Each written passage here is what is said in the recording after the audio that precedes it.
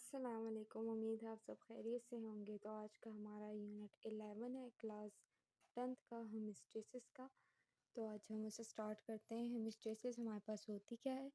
हेमिस्टेसिस may be defined as a maintenance of internal condition of body at equilibrium despite change in the external environment. ठीक है कि जब हम अपनी अंदर की इंटरनल बॉडी के टेम्परेचर वगैरह को हम जब मेंटेन करते हैं और एक्सटर्नल एनवायरनमेंट में बेशक चेंजेस आए पर अंदर को मेंटेन करें एनवायरनमेंट को बॉडी के, तो हमारे पास क्या होती है? हेमिस्टेसिस होती है। यही होता है जिस तरह हमें सर्दी, बाहर का एनवायरनमेंट ठंडा होता है तो हमारी बॉडी क्या करती है, हम लोग जल्दी जल्दी अपने इंटरनल बॉडी टेम्परेचर को मेंटेन करने के लिए स्वेटर्स वगैरह पहन लेते हैं। या जब बाहर का एनवायरनमेंट गर्म होता है गर्मियों में, तो फिर हम पंखे के नीचे बैठ जाते हैं, जो भी हम लोग करते हैं। ठीक है, तो ये हमारे पास क्या होता है? ये हमारे हेमिस्टेसिस में आता है। For example, the core temperature of human body का जो कोर टेम्परेचर होता है 37 सेल्सियस होता है, डिस्पाइट फ्लक्चुएशन कहते हैं चेंजेस को इन अ सराउंडिंग एयर टेम्परेचर, कि बाहर का टेम्परेचर जितना भी मतलब चेंज हो भी जाए तो कुछ नहीं होता, पर जो अंदर का टेम्परेचर है ना वो 37 ही रहना है। तो हमने उसके मुताबिक जो है ख़ुद को मेंटेन करना है। Similarly the blood glucose level remains about 1 ग्राम पर लीटर, के ब्लड ग्लूकोज का लेवल जो होता है 1 ग्राम पर लीटर होता है despite eating a meal rich in carbohydrate. बेशक हम कार्बोहाइड्रेट जो होती हैं बहुत ज़्यादा उसकी मकदार हमारी बॉडी में हो जाए, पर हमारी जो ब्लड का जो वो होगा ना ग्लूकोज का लेवल, वो इतना ही रहेगा। Body cell need the internal environment which condition do not change much. Body के सेल्स को ना ऐसा इंटरनल एनवायरनमेंट की ज़रूरत होती है कि जो हमारा अंदर का एनवायरनमेंट है ना, कंडीशंस चेंज ना हो। Stable internal condition are more important for the efficient functioning of enzyme. Enzyme आपको पता है क्या होते हैं? तो एंजाइम के वर्क के लिए जो होता है स्टेबल इंटरनल कंडीशंस चाहिए होती है। The following are some example of homeostasis. तो ये तीन जो है ना, ऑस्मो रेगुलेशन, थर्मो रेगुलेशन, ये आपके फर्स्ट ईयर में भी होंगे। ठीक है, ये फर्स्ट ईयर में भी आपके होंगे, फर्स्ट ईयर नहीं सॉरी, ये सेकेंड ईयर में, क्योंकि जो 9th में हम पढ़ते हैं वो हमारे फर्स्ट ईयर में होता है, और जो 10th में पढ़ते हैं वो सेकेंड ईयर में होता है, और आगे आपके बीएस लेवल पे भी ये सब होता ही है। तो ये डेफिनेशन आप अच्छे से कॉन्सेप्ट क्लियर कर लें, यही होती हैं आगे भी। ऑस्मो रेगुलेशन क्या? It is a maintenance of the amount of water and salt in the body fluid. Water and salt की कंसंट्रेशन को मेंटेन जब हम करते हैं ब्लड एंड टिश्यू फ्लूइड में, तो वो हमारे पास क्या होती है? मतलब the maintenance of water and salt in the body fluid is called osmo regulation. We know that the relative amount of water and salt are in body fluid and inside cell control the process of diffusion and osmosis। ये जो हमारी body का fluid होता है ना, जिस तरह, तो जितना हम पानी वगैरह पीते हैं, ये सब जो होता है ना, जब ये पानी पीते हैं फ्लूइड की कंसनट्रेशन ज़्यादा हो रही है कम हो रही है, ये सारा किस लिए होता है? क्योंकि ये डिफ्यूजन और ऑस्मोसिस के लिए होते हैं, लॉस ऑफ वाटर जो होती है, which are essential for functioning of cell. मतलब एक सेल की फंक्शनिंग के लिए ज़रूरी है कि वहाँ डिफ्यूजन हो, ऑस्मोसिस हो, ये सारी चीज़ें ना। तो हमारे पास क्या करना है? मेंटेन करना है amount of water and salt in the body fluid. Thermo regulation, thermo कहते हैं टेम्परेचर को, रेगुलेट मतलब कहते हैं रेगुलेट करते हैं कि टेम्परेचर को हम कैसे रेगुलेट करते हैं। The maintenance of internal body temperature is called thermo regulation, के इंटरनल बॉडी टेम्परेचर को मेंटेन करते हैं तो वो थर्मो रेगुलेशन होता है। The enzyme of body work best particular temperature optimum temperature, मतलब कि एंजाइम का जो वर्क होता है ना, एक ऑप्टिमम टेम्परेचर हो उसका। ये एंजाइम का आपने चैप्टर पढ़ा होगा मेरे ख्याल में 9th क्लास में, तो वहाँ पर ये सब है कि इसका जो दो कंडीशन होती है, एक पीएच होता है और एक टेम्परेचर ना, इफ़ेक्ट जो करती हैं, तो वहाँ पे ऑप्टिमम टेम्परेचर दिया होता है। Any change in body temperature में effect the functioning of enzyme. अगर थोड़ा सा भी चेंज आ जाता है ना, तो हमारी जो फंक्शन है एंजाइम का वो ख़राब हो जाएगा। एक्सट्रेशन जो होती है रिमूविंग को कहते हैं। ठीक है, कोई भी वेस्ट को रिमूव करते हैं, प्लांट में भी होती है और एनिमल में भी होती है। Excretion is also process of homeostasis है।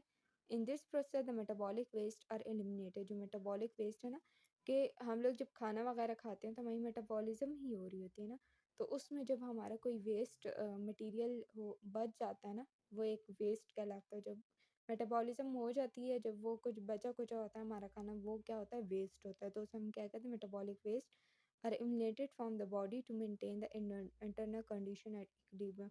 तो ये मेटाबॉलिक वेस्ट को जो हम रिमूव करते हैं, तो ये हमारे पास जो है क्या मेंटेन करता है? Internal condition at equilibrium.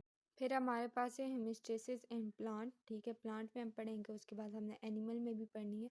Plant respond to environment change and keep the internal condition constant. Homeostasis मतलब कि इंटरनल वो अपने इन्वायरमेंट को चेंज करते हैं, प्लांट भी बॉडी इन्वायरमेंट को, एक उनके प्लांट की जो बॉडी होती है, क्योंकि जब इन्वायरमेंट उनका चेंज होता है, they apply different mechanism for the homeostasis of water and other chemical, oxygen, carbon dioxide, nitrogenous material. तो ये अब हम प्रॉपर डिस्कस करेंगे। Removal of extra carbon dioxide and oxygen, के प्लांट कैसे कार्बन डाइऑक्साइड और ऑक्सीजन को वो करते हैं, ये तो आपको पता ही है, हमने पीछे पढ़ा हुआ है, रिस्पायरेशन में पढ़ा है हमने। कैसे रिमूव करते हैं, दिन के टाइम ये लोग ऑक्सीजन रिमूव करते हैं, ठीक है, हम दिन के टाइम ऑक्सीजन जब ले रहे होते हैं, इनहेल करते हैं, तो ये दिन के टाइम हमें ऑक्सीजन देते हैं, और रात के टाइम जो होता है इनका मैकेनिज्म उलट हो जाता है, ठीक है, उस टाइम जो होते हैं ये कार्बन डाइऑक्साइड को एक्सक्रीट कर रहे होते हैं। तो ये आपको ऊपर से ही समझ आ गया है कि इसमें क्या होगा। In daytime, the carbon dioxide produced during the cellular respiration, day time में कार्बन डाइऑक्साइड जब प्रोड्यूस होती है वो सेलुलर रिस्पायरेशन में ही यूटिलाइज होती है, photosynthesis, and hence it is not waste product, वो वेस्ट प्रोडक्ट नहीं होता। दिन के टाइम हमने कहा है ना कार्बन डाइऑक्साइड वेस्ट प्रोडक्ट नहीं होता, दिन के टाइम में इनका वेस्ट प्रोडक्ट ऑक्सीजन होता है। It at night it is surplus, night में जो होता है ये सरप्लस है, because there is no utilisation carbon dioxide, कि नाइट के जाम जो होता है ना, इतनी कार्बन डाइऑक्साइड की यूटिलाइजेशन नहीं होती, it is remove from the tissue cell by diffusion. तो नाइट के टाइम ये लोग क्या करते हैं कि कार्बन डाइऑक्साइड रिमूव करते हैं अपने टिश्यूज से डिफ्यूजन के ज़रिए। In leaves and young stem carbon dioxide escape out through stomata, leaves और यंग स्टेम स्टोमेटा के ज़रिए हमारे पास डिफ्यूजन हो जाती है इनकी, ये भी आपने पीछे पढ़ा हुआ है फर्स्ट चैप्टर में।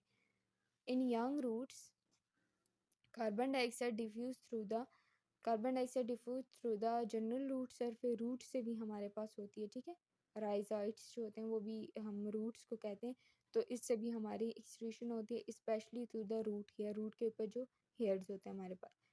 फिर हम करते हैं कि oxygen is produce in mesophyll cells, ठीक है, मेसोफिल सेल्स में जब ये ड्यूरिंग डे टाइम रिलीज होती है as a byproduct of photosynthesis, oxygen हमारे पास बाई प्रोडक्ट होती है फोटोसिंथेसिस की।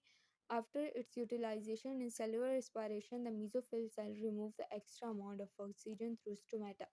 तो यहाँ पे थोड़ा सा चेंज करके लिखा हुआ है, पर बात वही है सेलुलर respiration की, कि आप इसे अपनी वर्डिंग में भी लिख सकते हैं कि दिन के टाइम जो होता है इनका वेस्ट प्रोडक्ट जो होता है ऑक्सीजन होता है, ठीक है, आप सही प्रॉपर 2-3 लाइनों में डिफाइन कर सकते हैं उसे। फिर सबसे पहले आपने इसमें रिस्पायरेशन की डेफिनेशन लिखनी है, ठीक है, फिर आपने डे टाइम का बताना है इनका एक्सटीटिव प्रोडक्ट, एंड फिर नाइट टाइम का एक्सटीटिव प्रोडक्ट बताएं, बाकायदा हेडिंग देनी कि एट नाइट टाइम और एट डे टाइम, तो इससे आपका इंप्रेशन अच्छा पड़ेगा। फिर रिमूवल ऑफ एक्स्ट्रा वाटर कैसे रिमूव करते हैं, we know that plant obtain water from the soil, मिट्टी से वो पानी लेते हैं, and it's also produce in the body during cellular respiration, और उसकी बॉडी में भी प्रोड्यूस होता है जब वो फोटोसिंथेसिस सेलुलर रिस्पायरेशन करते हैं। Plant store large amount of water in their cell for turgidity. Turgidity क्या होती है, जब एक प्लांट से टर्जिट हो जाता है, मतलब पता चलता है कि हाँ इसे पानी मिला हुआ है। एक तो होता है ना मुरझाया हुआ प्लांट होता है, इसका मतलब है वो टर्जिट नहीं है, ठीक है, और जब टर्जिट प्लांट होता है उसमें पानी की कंसनट्रेशन ज़्यादा होती है। तो plant store large amount of water in their cell for turgidity, turgidity के लिए प्लांट अपने अंदर बहुत ज़्यादा वाटर स्टोर करते हैं। Extra water is remove from the plant by transpiration, और ट्रांसपायरेशन के प्रोसेस जो होती है एक्स्ट्रा वाटर जो है रिमूव हो जाती है, और ज़्यादा टेम्परेचर होगा तो ज़्यादा ट्रांसपायरेशन होगी। At night transpiration usually does not occur, night के टाइम ट्रांसपायरेशन नहीं होती, क्योंकि नाइट के टाइम अक्सर जो हमारा इन्वायरमेंट होता है वो ठंडा होता है। Because most plant have their stomata close, और स्टोमेटा भी तो क्लोज होते हैं ना रात के time. If there is a high water content in soil, अगर मिट्टी के अंदर बहुत ज़्यादा वाटर की कंसनट्रेशन है, water enters the root, water फिर रूट्स में जाएगा and accumulate xylem vessel, xylem के वेसल्स में एक्यूमुलेट हो जाएगा। Some plants such as grasses force this water through special pore present the leaf tip edge and for drops. अच्छा, क्या कहते हैं कि कुछ जो प्लांट्स होते हैं ना, ग्रास से जो ये हमारे पास घास वगैरह भी होते हैं, तो जब हम सुबह निकलते हैं, थोड़ी सी सर्दियों का टाइम आता है, तो उसके ऊपर जो होता है पानी पड़ा होता है, ठीक है, तो वो हमारे पास क्या होता है, वो हमारे पास गुटेशन होती है, ठीक है, वो क्या होता है, वो प्लांट की एक एक्सक्रीशन होती है, ये नहीं होता कि ऊपर से पानी गिरा या कोई शबनम वगैरह, ऐसा कुछ नहीं होता। ये हमारे पास उनकी गुटेशंस होती हैं और वो स्पेशल पोर से टिप ऑन द एजेस, मतलब जो ये कोने होते हैं ना इनके इनके ऊपर आती है। अच्छा, the appearance of drop of water on the tip और edges of leaf is called guttation. तो ये हमारे पास क्या होती है, ये हमारे पास गुटेशन है, और ये ज़रूर करना है क्योंकि ये पेपर में मस्ट आता है। फिर हमारे पास removal of other metabolic waste, जो नाइट्रोजीनियस वेस्ट हमने कहा था। Plant deposit many metabolic waste in their bodies as the harmless insoluble material, मतलब वरना ये ख़तरा नहीं होता उन चीज़ों का, हार्मलेस होते हैं और insoluble material के तौर पर ये हमारे पास metabolic waste रिमूव करते हैं। फॉर एग्जांपल कैल्शियम ऑक्सीलेट जो स्टोन्स होते हैं is deposit in the form of crystal in the leaves and stem of many plant in tomato. एक क्रिस्टल की तरह इनकी फॉर्मेशन होती है और कैल्शियम ऑक्सीलेट की टोमेटोज़ में, ठीक है। तो ये हमारे पास रिमूवल ऑफ अदर।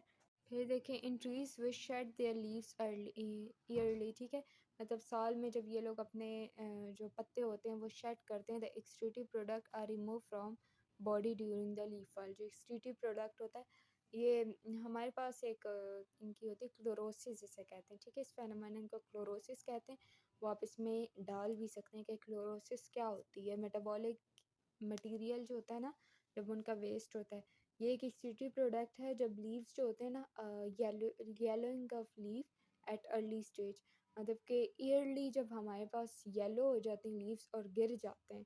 ये अक्सर पौधों में भी तो होता है, आपने देखा है रास्ते में बंदा चलता है तो येलो येलो पत्ते गिरे होते हैं ना, तो ये जो होता है ये क्लोरोसिस होती है, ये हमारे पास एक्सक्रीटिव प्रोडक्ट रिमूव होता है इनका।